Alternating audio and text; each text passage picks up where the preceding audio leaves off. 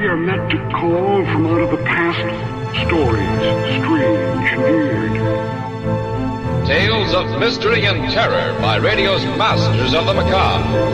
Stories of the supernatural, the supernormal, dramatized our fantasy, the mystery, the unknown. We tell you this frankly, so if you wish to avoid the excitement and tension of these imaginary plays, we urge you calmly, sincerely, to turn off your radio now.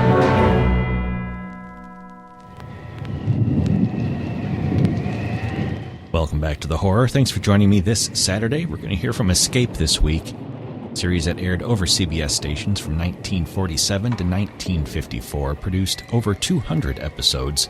Our story today is from February 29th, 1948. It's titled The Grove of Ashtaroff. Wonder if prices will ever come down? Fed up with the post-war world?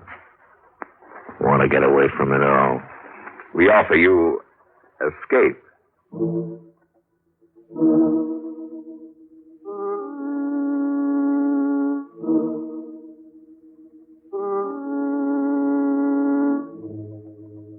are standing at the edge of an enchanted grove, lured by a soft, caressing voice inviting you to destruction. You have nearly sold your soul to an ancient goddess from whom you must escape.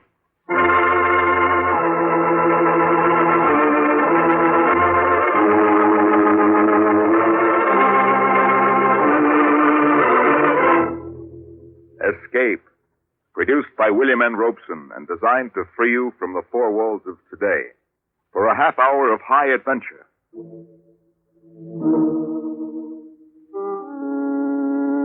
Today we escape to the African veldt and an enchanted shrine of great antiquity, as John Buchan told it in his weird story, The Grove of Ashtaroff.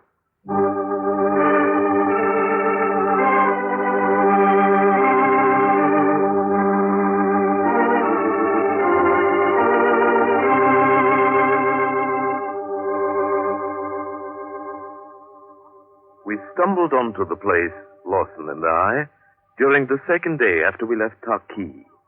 We'd travel on horseback some 40 miles or so through typical African veldt, lush and green, with plenty of game and good hunting.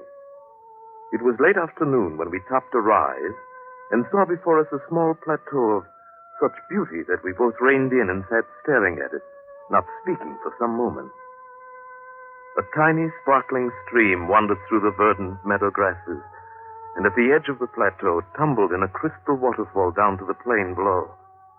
Graceful clumps of strange trees grew here and there, and bushes blazed in a riot of bloom. I'd seen nothing remotely like it in all the miles we'd come. It stood alone, proud and lovely, an alien island in a sea of tropic jungle. Great heavens, John, in your whole life have you ever seen anything like it? If some artist had designed that plateau, placed every tree and bush by hand, it couldn't be any more perfect. It's almost weird, isn't it? Yes. It shouldn't be here. It doesn't belong. Well, there isn't a plant growing over there that's like any we've seen in the rest of the jungle. Probably a difference in minerals in the soil, something of that kind. It's more than that. They're not even the same varieties. It's true. That one grove standing alone there near the edge, I've never seen trees that slender and fragile. And the bark, it looks like silver velvet. Silver velvet, huh? That's quite an idea, John. Yes, I guess it is at that. Anyway, those doves seem to like it. They never stop circling over that one particular grove. They're probably nesting there. A flock of white doves circling over a silver grove. But, there's something vaguely familiar about that. Yes, there is. John, can you make out some kind of a dark shape there through the trees over toward the center of the grove? Yes. Yes. Come on, let's ride over and take a look. No. Not now. Huh? Why? I mean, you'll have plenty of chance to see it later.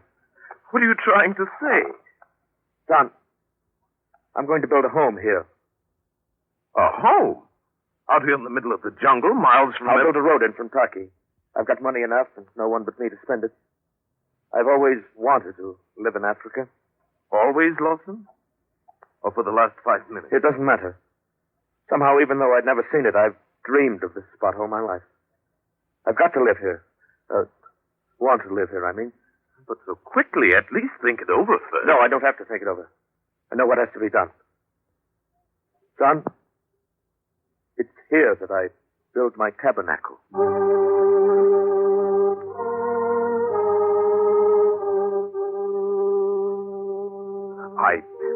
I couldn't understand Lawson giving in to this sudden, foolish impulse. It wasn't like him. But there was nothing I could do. I left him at Torquay the next day and returned to the matter-of-fact world of business in London. And it was 3 years before I saw him again. 3 years before I returned to Africa to find that he'd built a manor house in the jungle and equipped it with all the conveniences of the English countryside, of which not the least was Travers, his butler. And may I be so bold as to say it, Mr. Buckham, it's very good to see you again, sir. You bring a breath of old London out of this heathen foreign country. Well, thank you, Travers. It's good to see you again. This is some different from the old granite front on Grosvenor Square, isn't it? Indeed it is, sir. A great many things are different. Yes. Mr. Lawson's turned this jungle clearing into a paradise on earth. If you'll pardon me, sir, I think paradise is not quite the word. Hmm? Oh, well... Perhaps I'd better tell the master you've arrived, Mr. Buckham. He's been lying down. Oh, not ill, I hope. I'll tell him you're here, sir. Travers left the room and I waited alone, wondering at the strangeness of his manner. I had finally decided it must be induced by homesickness. I looked about me, as impressed by the austere magnificence of the library as I'd been by the grounds outside. There was an imposing mantelpiece of ebony at one end, and on it was placed an object elegantly fashioned of alabaster in the form of a half-moon. It was curiously carved with signs of the zodiac. There was something compelling, almost unearthly about it. Fascinated, I reached out my hand. I should not touch that if I were you. Huh? Oh, Lawson! I didn't hear you come in. How are you, John? Oh, fine, Lawson. Couldn't be better. You? So we sit down? Why, yes. Thank you. It's wonderful seeing you again, old man. Been wanting to get down here for the last 3 years, but you know how it is in London. Time gets away from you, and the first thing you know... Yes, of course. Cigar? No, thank you. Not now. When I finally did get the chance, I couldn't even wait for an answer from you. I sent a wire and then followed it right on down. Yes, it surprised me a bit. Haven't had a visitor here for the last 2 years. Oh? Well, then that explains why Travers talked the way he did. I thought it must be... What do you mean Travers talked the way he did? What did he say? Lawson, what's wrong with you? He didn't say anything. Well, he's been enough. I'm afraid Forget it.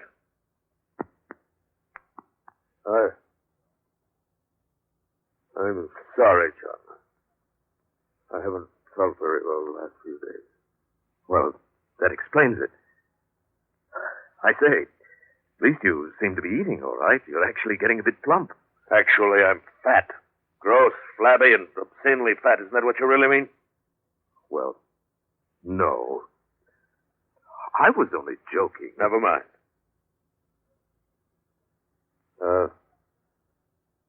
What do you think of the place, John? The place? Why, it's amazing. It's beautiful. No one could ever believe it without seeing it. I doubt if there's another place like it anywhere in the world. You're right about that. There isn't another place like it anywhere in the world.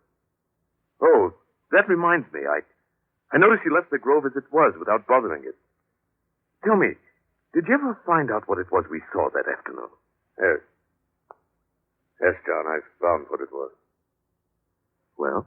John, I have an overseer here named McJobson, quite a competent man. I want you to leave with him in the morning, take a 3 or 4 day hunting trip. He knows the country. He'll find you plenty of game. Oh, but I came here to see you. I'm fighting a bout of fever. Happens every so often. I'll be all right by the time you get back. Oh, now, wait a minute. If you're sick, I'm certainly not going to run. You'll do what I tell you. Lawson. I'm sorry to talk this way, but I know what has to be done. All right, Lawson. Whatever you say. Good. Settle it. Believe me, John, I know what's sure you do. Another thing, John. That carving that sits on the mantel, I must ask you not to touch it. It's quite old, rare. I should not like anything to happen to it.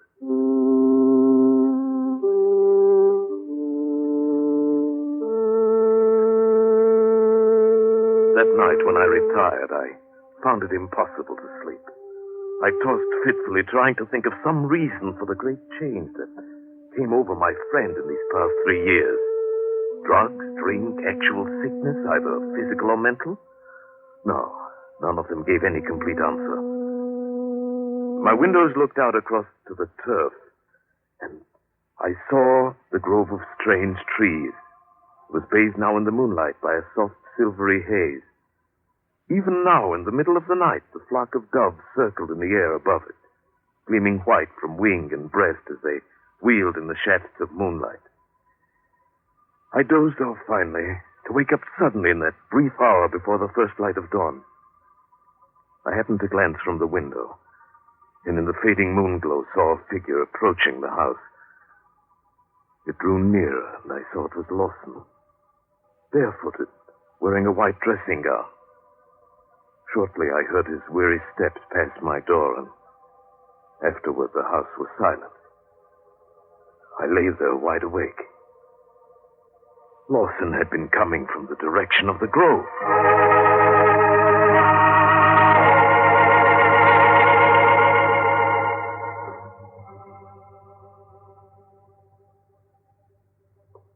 Good morning, Mr. Bucket. Oh, morning, Miss Jefferson. Sit down, sit down. Thank you, sir. Now, in regard to that hunting trip we talked about, I can offer you a choice of 2 or 3... No, never mind. I'm not going on any hunting trip. But last night we decided That was last night, Miss Jefferson. Tell me, how long has Mr. Lawson been sick? Oh, it comes and goes. Happens about once a month like this. He's not the man that he was when I first came here. Do you have any ideas about what might be the matter? Aye. Well, what are they? If I told you what was in my head, you'd think me daft. Why don't you wait until tomorrow? You won't need to ask. It's the full moon, the next. Full moon? What does that have to do with it? You'll find it in the Bible. Read the 11th chapter of the 2nd book of Kings. Good day, sir.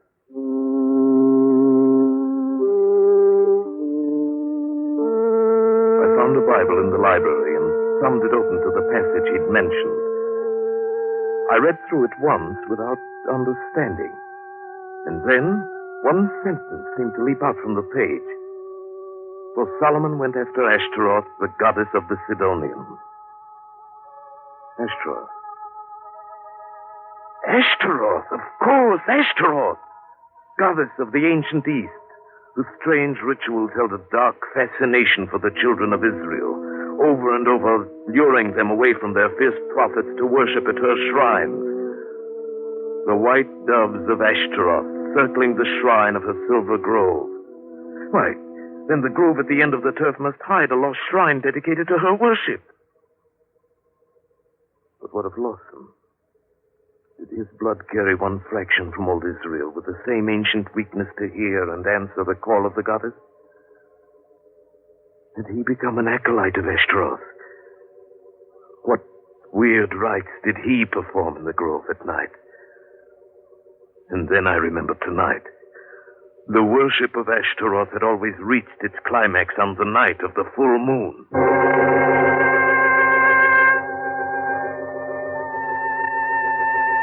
Lawson did not appear all day. And that evening, after dinner, McJobson and I took up our watch on the dark veranda, looking into the windows of the library. We'd been there at least an hour. Look. That's Mr. Lawson. Just came into the library. I see him.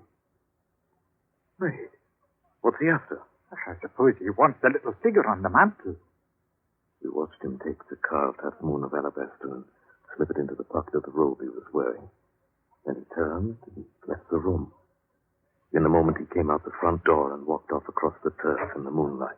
You'd best give him a bit of a start and then follow him. No, he'd see us for sure in that moonlight. I do not think so. He'd not look back now, sir, if there were 10 of us following. Miss Jobson, what is it all about? You've read the book? Yes. Yes, it's the ancient goddess Ashtaroff. But what is the ceremony? What does he do? And what is it that made him the way he is? The ceremony you'll be seeing, Mr. Buchan. As to what has made him like he is, he does an evil thing. And all the while he knows it to be evil. He cannot help himself, and he knows that too. Yes. I think I see what you mean. We'd best be going now. He's gone into the grove.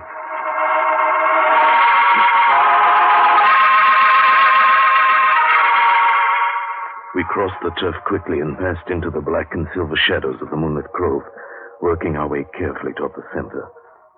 The only sound at first was the piping of the doves circling high over the lacy branches above our heads. I saw as we approached that the center of the grove had been cleared to form a small circular arena. It was covered with smooth turf. And standing in the middle of it was a cone of rock 30 feet high, a smooth, sharp tower of stone that pointed up toward the tops of the trees. And then I saw Lawson. He stood by the base of the conical tower, his arms uplifted, the symbol of the half moon bound to his forehead, and chanting words with meanings I could not even guess. Now Lawson threw off his white robe and began a curious kind of dance, moving around the foot of the cone on a worn path beaten in the turf, the same path he must have followed many other nights before. He moved faster and faster, uttering now and again a wild cry. We stared entranced at the circle of moonlight. And as he danced, a strange new sound slipped into my consciousness, an earthly melody that seemed to come from the tower, from the trees. Or may perhaps have been born within my own mind, tricked by the magic fantasy of moonlight, shadows, and perhaps madness. It brought to me one vivid thought of the warm, soft lips of an unseen goddess, of lips incarnadine, whispering gently and sensuously across the reeds of a panpipe. I stirred uneasily, felt the quickening of my pulse. You must try to resist it, Mr. Buchan. It is only a thing of evil cloaked in a false beauty. McJobson heard or felt it too. Then it was more than a trick of my own senses. Something in me thrilled to the call of the weird melody. I wanted to rush out and throw myself at the base of the stone tower to dance as Lawson was doing, to spend all eternity in adoration and worship of the beauty of Ashtaroff. No, Mr. Buchan. Think what it's done to him. Fight it, lad, fight it. I lost all knowledge of time. The dance had grown swifter and fiercer. The moonlit figure in the clearing moved faster and faster, postulating and gyrating in tempo to the crazy rhythm. My blood was pounding in my throat, my ears ringing. The music surged through my brain in ever-mounting waves of incandescent sound. Now I was beyond reason, possessed by an overpowering frenzy when the cock crew. Then the grove was deathly still, and at the foot of the tower, Lawson lay unconscious.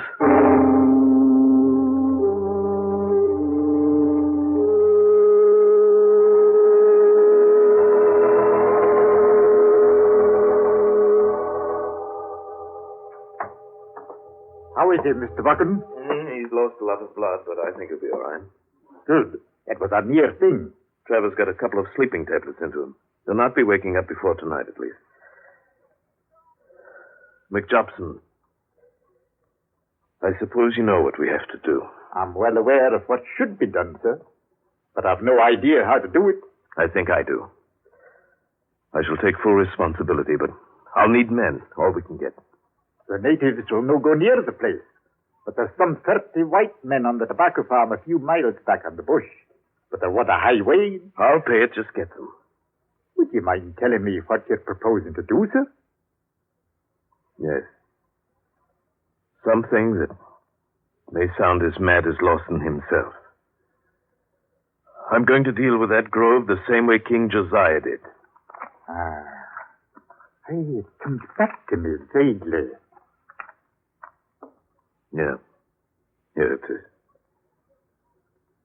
And the high places that were before Jerusalem, which Solomon, the king of Israel, had builded for Ashtaroff, the abomination of the Sidonians, did the king defile. And he brake in pieces the images and cut down the groves. Both the altar and the high place he brake down, and burned the high place, and stamped it small to powder, and burned the grove. Aye, 'tis the word of God. I need dynamite, but I have plenty of it down at the workshop. I'll go after the men first. We should be ready to start by 9 o'clock this morning.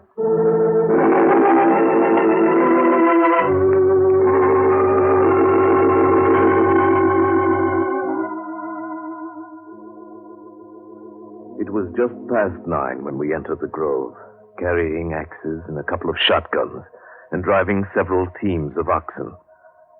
A light breeze had sprung up, and it whispered and rustled in the branches of the silver trees. We took care of the doves first, shot them one by one until we'd killed them all, 27, and piled their white bodies at the foot of the pointed rock. Then the men set to work with the axes, chopping through the slender trunks of the trees. Drop the single tree, get every bush. Drag them into pine. Right, go out, sir. All right, come on. I stood by the stone tower, the high place of King Solomon, and watched while the work went on.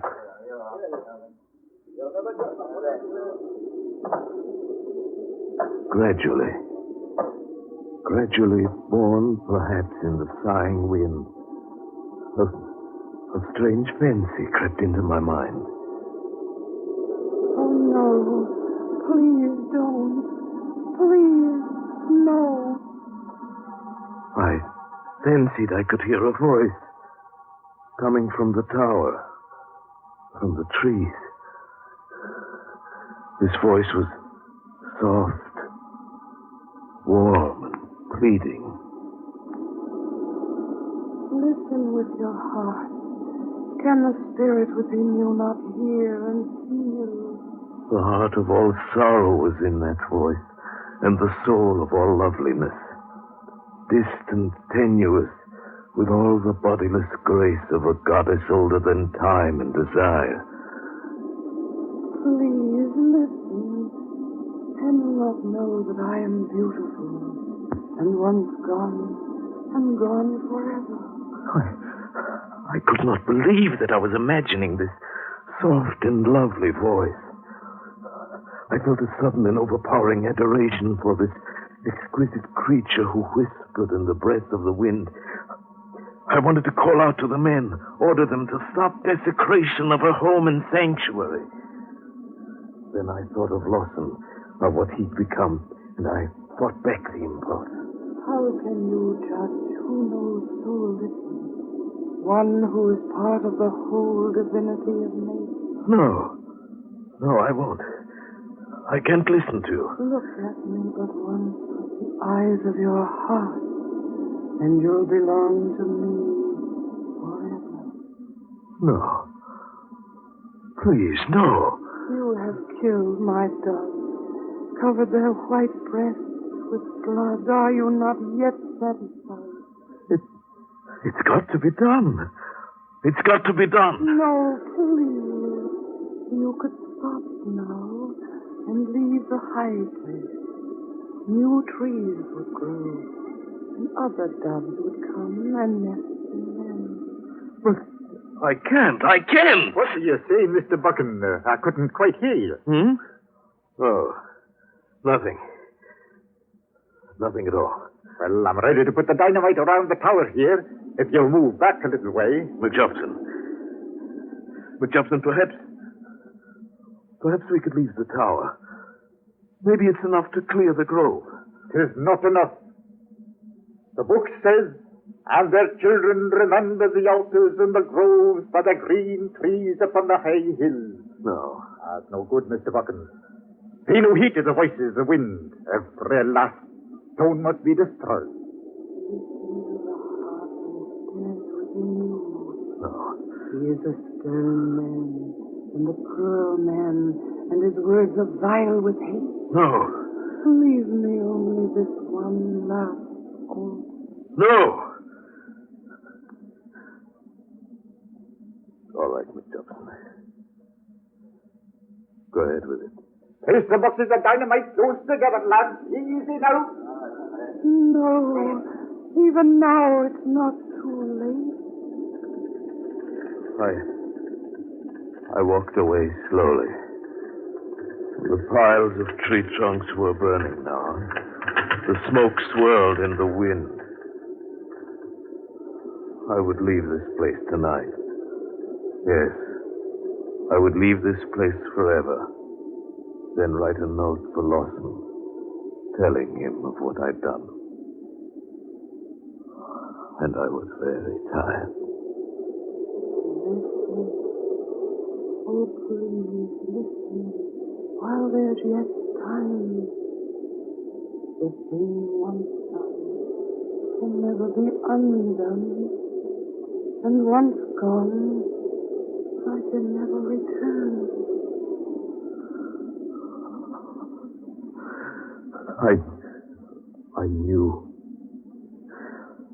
I knew that my act, my reason told me all these things. I knew that this act that I'd committed had saved Lawson, had saved his life and perhaps his reason.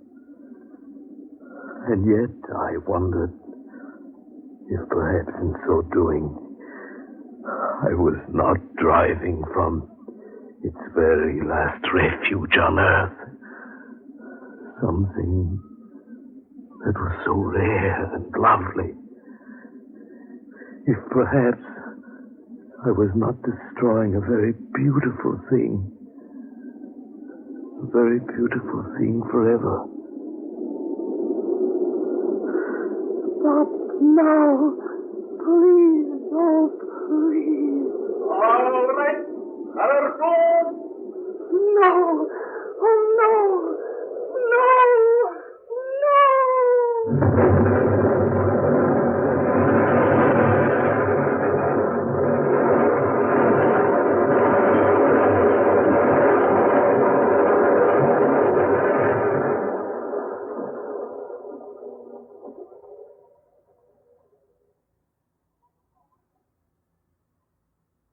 Silence. Nothing but silence. And I heard the sweet voice no more. And my face was wet with tears.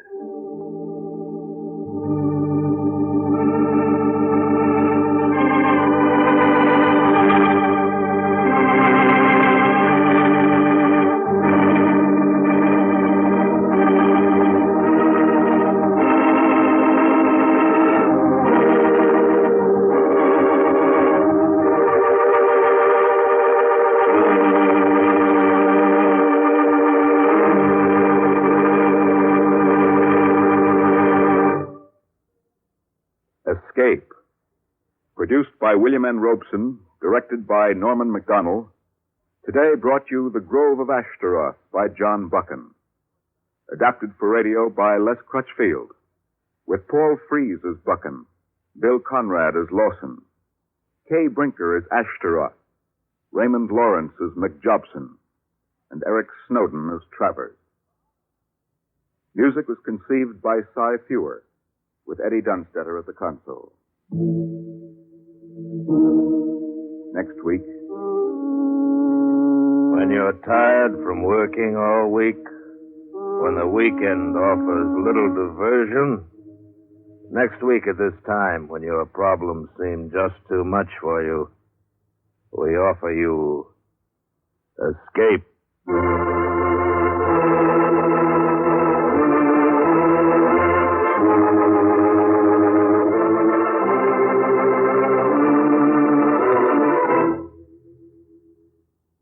Next week. week, we bring you another exciting story of high adventure. This is CBS, where 99 million people gather every week, the Columbia Broadcasting System.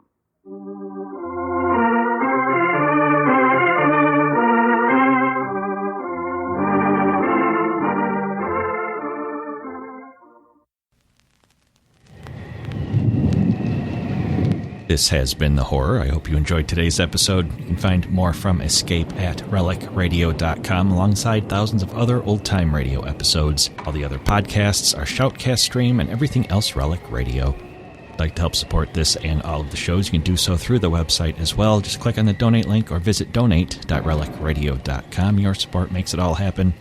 Thank you, as always, to those who have. Thanks for joining me this week. I'll be back next Saturday with another episode of The Horror.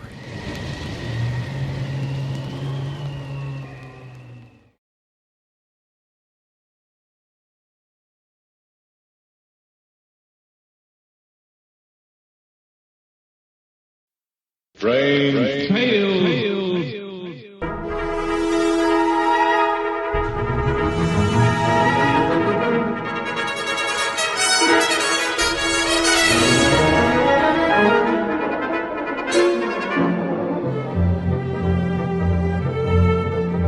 RelicRadio.com presents tales of the strange and bizarre, the weird and the wicked. Stories not necessarily of the supernatural, but of the unnatural.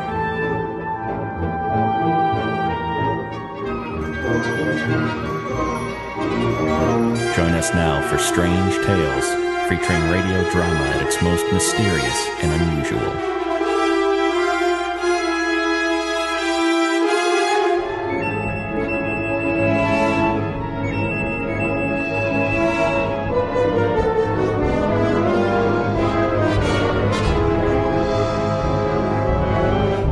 Welcome back to Strange Tales. Thanks for joining me this Sunday. We're going to hear from Inner Sanctum this week. A series of 526 episodes that aired from January 7th, 1941 to October 5th of 1952. Our story today is from April 22nd, 1944. It's titled Melody of Death.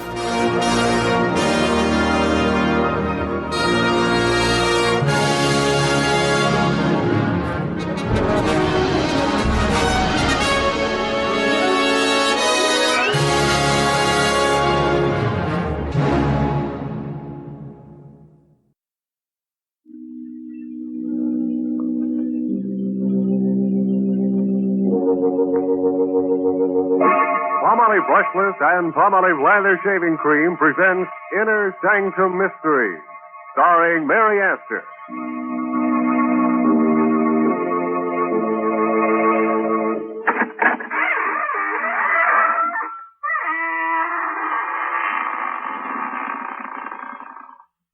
Good evening, friends of the Inner Sanctum. This is your host, Raymond, welcoming you through the squeaking door. Well, we're having a gay musicale here tonight, featuring, of course, only haunting melodies. But I'm afraid none of the performers will get a hand unless it's a cold one. You see, it's so hard to applaud after rigor mortis has set in. But you can come in and set in, too. There are plenty of seats available. And if there's nothing left in the orchestra, we can give you a box.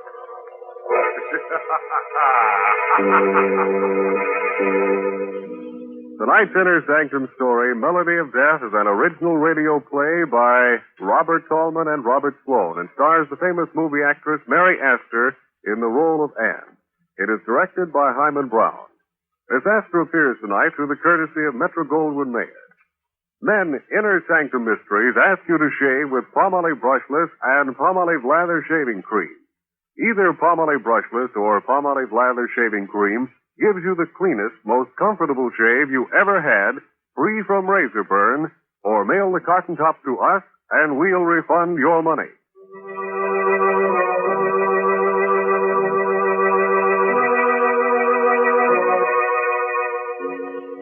Have you a little gypsy in your home?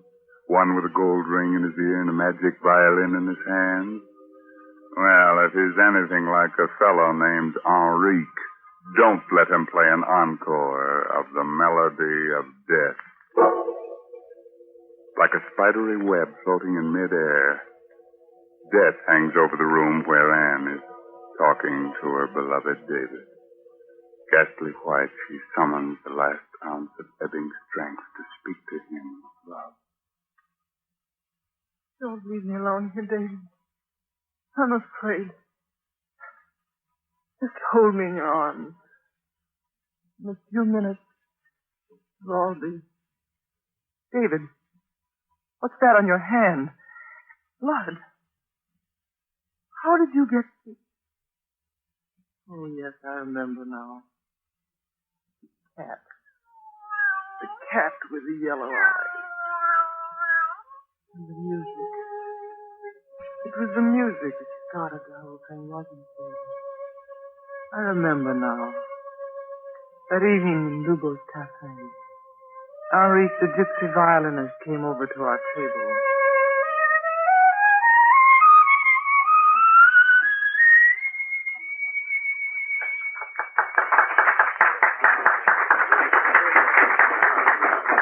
The senorita is very happy this evening, no? You don't need your gypsy magic to tell you that, do you, Henrique? The senorita is going to be married, no? You guessed it. Play for us, Henrique. You know the tune I like so much. Los Infelices? Yes, that's the one. Oh, I'm sorry, senorita, I cannot play that melody for you. Not this evening. Why not? You will say it is foolish gypsy superstition, perhaps, but in my tribe it is believed that for a girl newly betrothed to hear this music is bad luck. Very bad. What kind of bad luck? Because if she hears this music at such a time, she will never stop hearing it. It will haunt her from that time forward.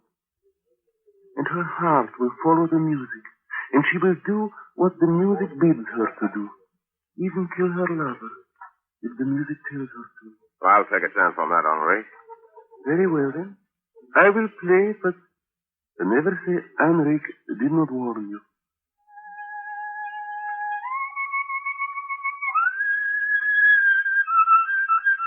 Anne, what is it?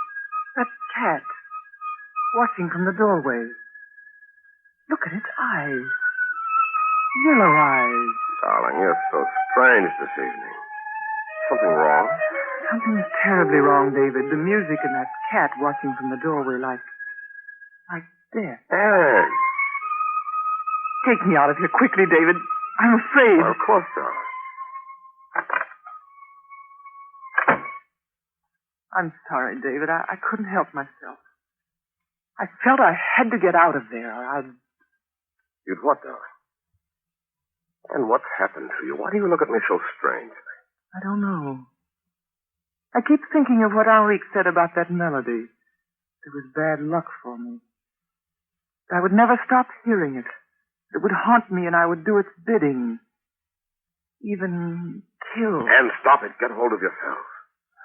I'm tired, I guess. You'd better take me.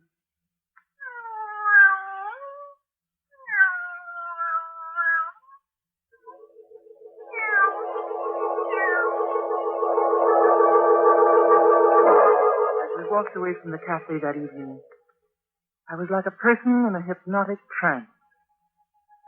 I kept hearing that melody in my head. You will never stop hearing the music. It will haunt you. No. No, I won't listen to it. Even kill your lover if the music tells you to. No. I love David. You'll help me to forget. No one can help you now, Anne. The music and the cat with the yellow eyes watching from the doorway. Like death.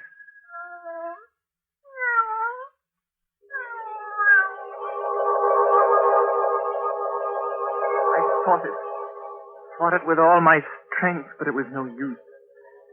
The music called me irresistibly back to that dingy little cafe, to Henrique, and to the cat with the yellow eyes. The cat that belonged to Lubos, a man I had never seen. Yes, something. I knew you would. It was the music, wasn't it? The music told you to come. How did you know? Did I not tell you it would be so? The other night, when you told the legend about that melody, something happened inside my head. And when you played it, it sounded so strange to me. And after that... You hear it all the time? Yes. I thought if I could hear the melody played again, maybe it would lift the spell. I'd do anything to stop this thing that's torturing me. What do you know about torture? You hear music in your head. What do you know what it means to hate him and till your stomach turns inside out from hatred? And to work for that man and have him watch you every minute, and when he's not here, that cat of his, that devil of a black cat, watching me with those yellow eyes. Why do you hate Lubos so much? Why do you hear music in your head? Who can tell about these things? There are devils in both of us. I will help you kill your devil if you will help me kill Lubos. You're mad. You don't know what you're saying. He lives in a rooming house. The address is 117 Green Street. Take the cat with you and tell the druggist you want chloroform to get rid of the cat. Where is he? The janitor will let you in. Stop it. I won't listen to any more of this. The music will tell you when it is time. The melody. Remember. No, I won't listen to it. I won't. But you are listening to it, aren't you? You can't help yourself.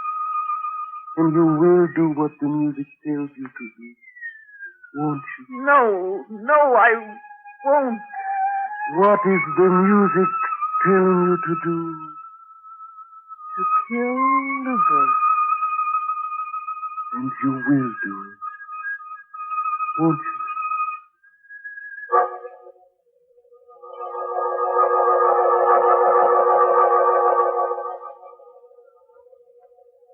No,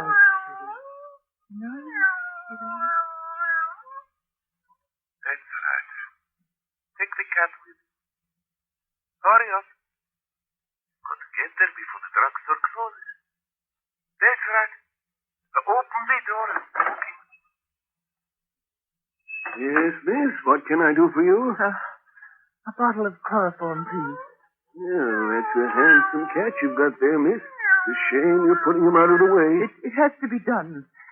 He has a stomach infection, quite incurable. Well, those things will happen. Here you are, miss. That will be 38 cents plus tax. Put the chloroform in your purse now, Anna. Hurry along now. Here we are. Green Street. Around the corner. There is the house. Over there. He's sleeping there now. The man you're going to kill.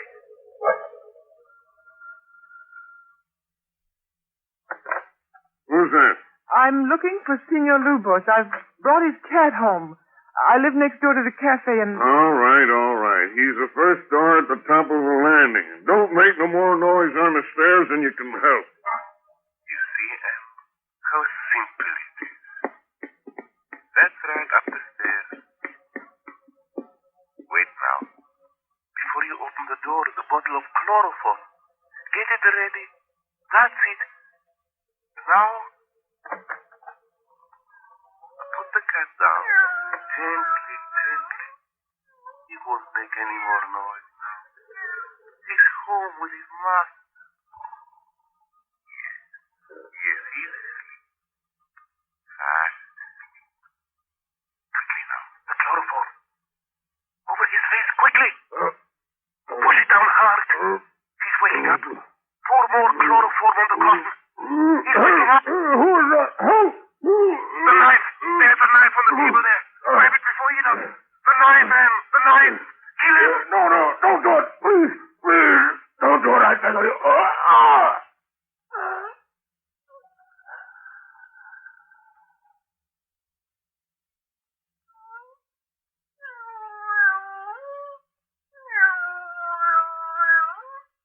He's dead. Dead. I've killed a man.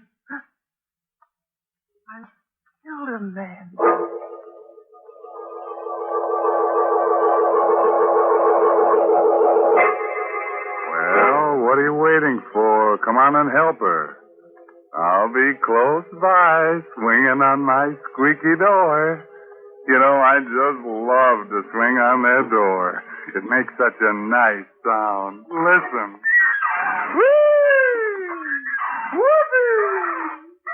Why do I like the sound? Because it reminds me of painful, scratchy razor burn. Men, when you torture your face with razor burn, don't just blame your razor blade. Instead, try Palmolive Brushless. That smooth, easy to spread, won't clog your razor shave cream. You see, Palmolive Brushless is made with real olive oil to literally lubricate your skin so your razor just glides along with no tugging, no scratching, no scraping. Yes, mister, even the toughest beards lie down and wilt when you use Palmolive Brushless. And your face is cool, comfortable, younger looking, not a bit drawn or dry. So why don't you quit bothering with a shaving brush and try Palmolive Brushless? You buy Palmolive Brushless in the big money-saving Victory jar, and we'll guarantee you the cleanest, most comfortable shave of your life. And we know you'll sing goodbye forever to painful razor burn.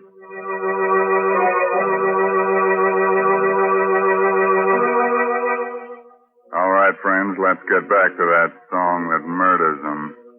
You remember how it goes? You remember how it haunted Anne into committing murder for Henrique? Well, it's still haunting her, and she's telling David about it in that room where death and this melody hover near. Yes, I was a murderer. I had plunged a knife into a man's throat and stood there watching while he died in agony, then went calmly home. You were waiting outside my door, dear. Anne, where have you been? Out. But, Anne, your dress and your gloves. Why, David, it looks like... It looks like blood, Anne. It is blood. But I don't... Where did it come from? You mean you don't Oh, know? maybe it was on the seat of the taxi. Maybe somebody cut themselves in there before I... Maybe the driver had carried an accident case to the hospital. But why should you follow me into my flat in the middle of the night and question me like this? What right have you? Maybe you've forgotten that this was our wedding day. I waited at City Hall until I was thrown out. Our wedding day. Oh, David. What happened, Anne? Well, I don't remember exactly. Don't remember? You know, that tune has been running through my head. This morning it got suddenly worse. I was desperate about it. I thought maybe if I went back to Henrique and heard it played again, I might be able to get it out of my mind. Well, what happened? Yes? What is it, Anne? Music. That melody. Don't you hear it? I don't hear anything. Lubos was murdered a little while ago. A woman wearing a navy blue suit and white gloves went up to his room on the pretext of taking his cat to her. He tried to chloroform him, and failing that, she stabbed him in the throat with his own knife. No, I couldn't have done a thing like that, David. There it is again. Can't you hear it? And there's nothing to hear. It's just in your mind. I don't know what happened tonight, and I don't want to know. But one thing is certain, this man has you under a hypnotic spell. We've got to fight this thing somehow, this music you hear. Be quiet, David. Trying to tell me something. Trying to trap you, Anne. He's going to make you remember that you killed Lubos. You'd better kill him too, Anne. Before it's too late. Oh, no. Not even for the music. Not even the music can make me do that, Henri. Anne, what are you saying, Anne? Oh, it's all right. It's gone away now. It was trying to get me to kill you, David. Oh, Anne, darling, what has he done to you? David, it's the music. Then why did you say Henrique just now when you were talking to the music? I don't know. It's the music that talks. But it's always Henrique's voice, and... Did Henrique's voice tell you to kill Lubos? Yes. I remember now, David. Yes, even buying the chloroform. But I don't feel guilty. You aren't guilty. Now look, do as I tell you, Anne. Take off these clothes and burn them. I'm going to lock you in here. If you hear the music again, fight it. Fight it with all your strength. I'll be back here in an hour. When you see me come in that door, you'll know that music of yours has been silent forever. Where are you going? To kill Henrique. So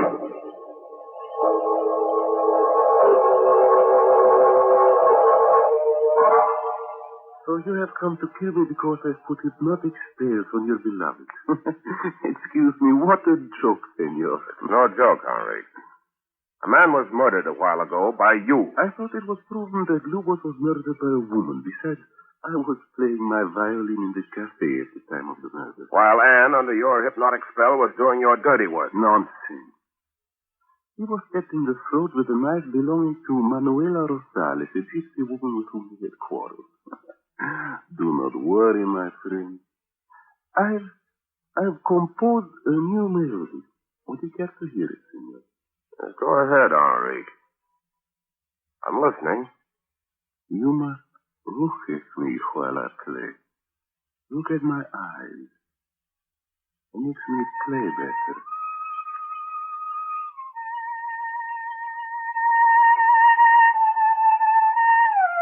Well, what's the idea? What do you want me to do? Kill her. Kill your fiancée. Stop it! Stop it, or So, I am under the spell of your music, am I? I'll choke the music out of you. So help me, I will. You are making a terrible mistake. A terrible...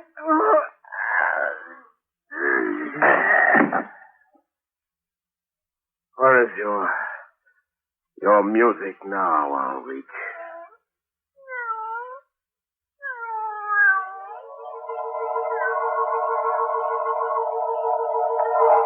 And now that Henrique is dead, we can go back to what we were before. We can be married.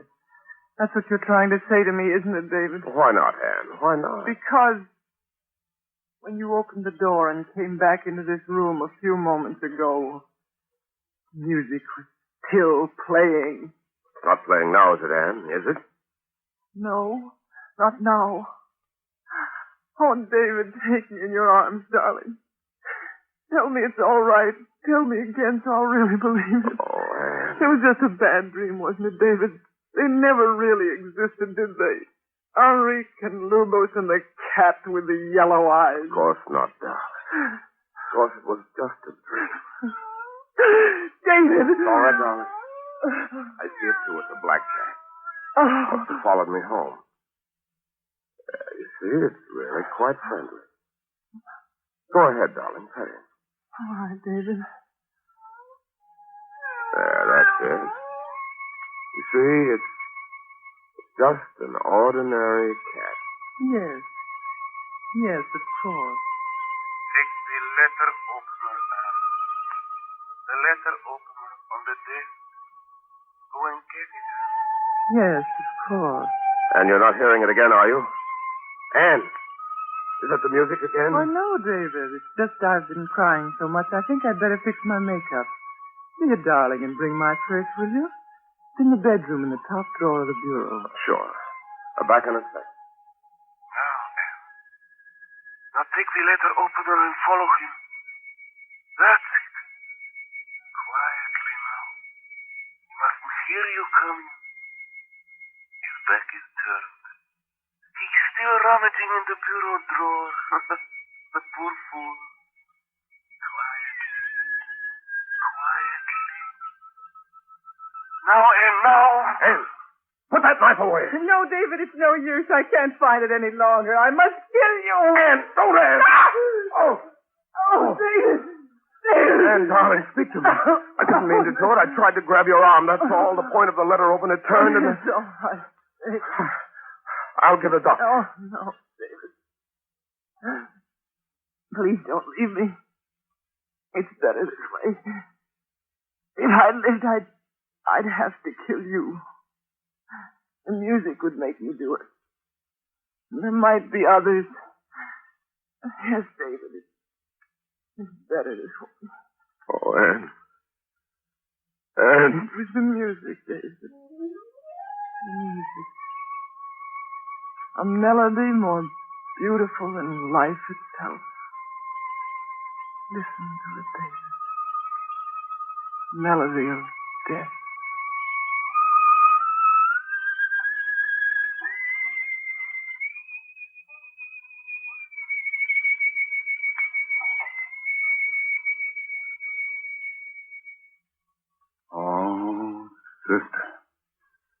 Speaking of melodies, I want that little number for our concert we're giving in the lower chamber of Music Society of Inner Sanctum. As a matter of fact, I want Henrique to fiddle around. And I want...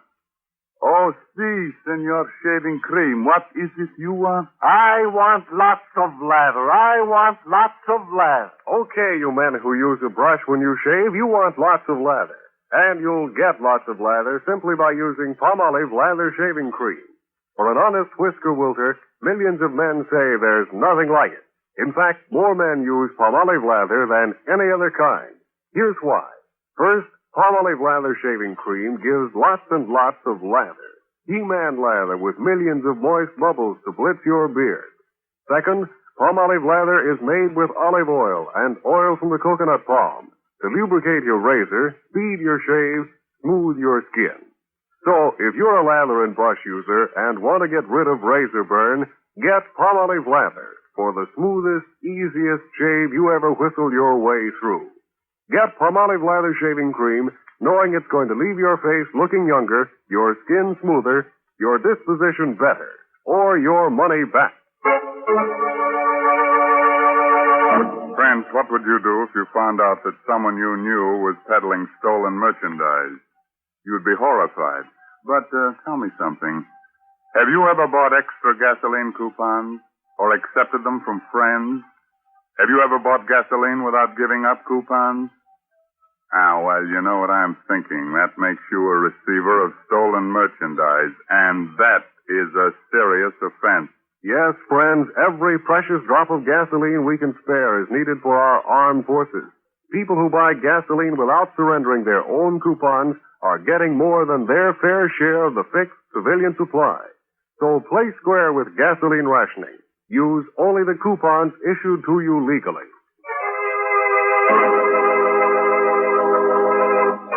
Oh, friends, by the way, the latest Inner Sanctum mystery novel is The Moon Was Red by Dana Sage.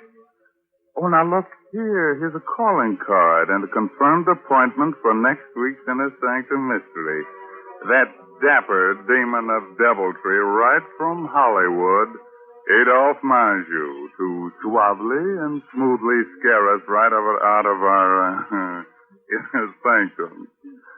And now it's time to close the squeaking door until next Saturday, when Palmolive Brushless and Palmolive Lather Shaving Creams bring you another Inner Sanctum mystery.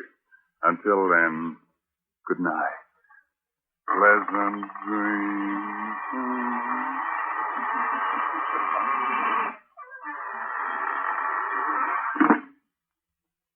What is the 14-day Palmolive plan? Yes, what is the 14-day Palmolive plan? It's the biggest beauty news in years. Doctors tested this plan, proved it brought lovelier complexions to 2 out of 3 of all the women tested.